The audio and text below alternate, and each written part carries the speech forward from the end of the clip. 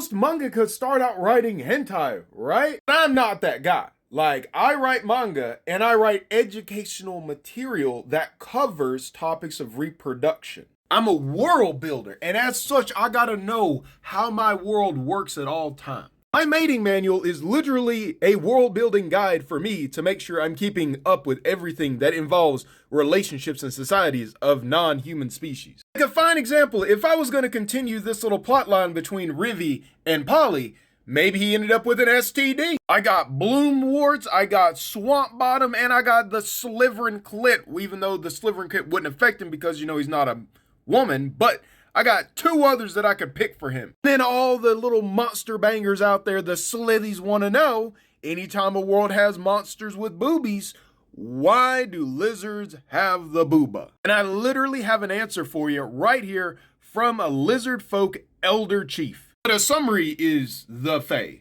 The Fae went and banged a lizard, and then that lizard eventually became the cereal. And even though it serves no reproductive purpose, it does serve a purpose in combat. Because whenever they are fighting non-cereal creatures, especially humans, dwarves, and orcs, who have sexualized the mammariles. When you see a bunch of lizard women running at you with the babas out, and baba dookin', you gonna be lookin', and you ain't gonna be paying attention to what's going on. And so now you at a tactical disadvantage. And another example of how I use the mating manual is, let's take the Brimborn, for example. In the Night of Slaughter, we have a Brimborn female named Lucia. And as you can tell, she's a very physical person, asking if they can sleep in a pile together. And this is all done in a non-sexual way.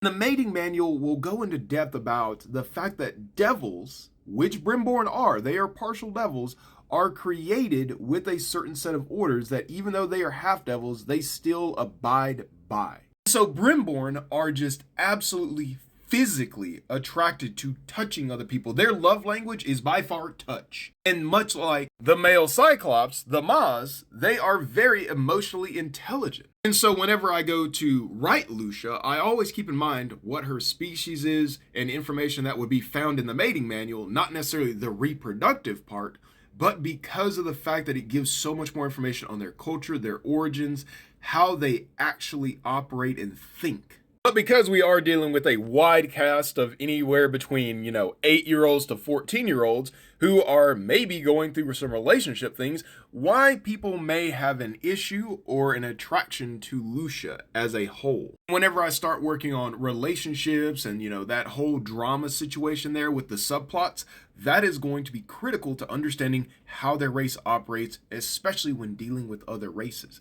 Did you know, for example, that Brimborns exacerbate, release, excrete, whatever. They basically put out a pheromone into the air that makes people more comfortable around them. So not only do they have an actual magical ability to look you in your eye and hit you with a low-grade charm, just being around them, similar to the Kitterin, primes you to being under the effects of their abilities. So no, one can write a book about the anatomy structure of a species without being a gooner. So go ahead, see bio in order to see the early access for the mating manual, and go ahead and grab a copy of The Devil's Deal and Night of Slaughter while I still got some copies left in stock.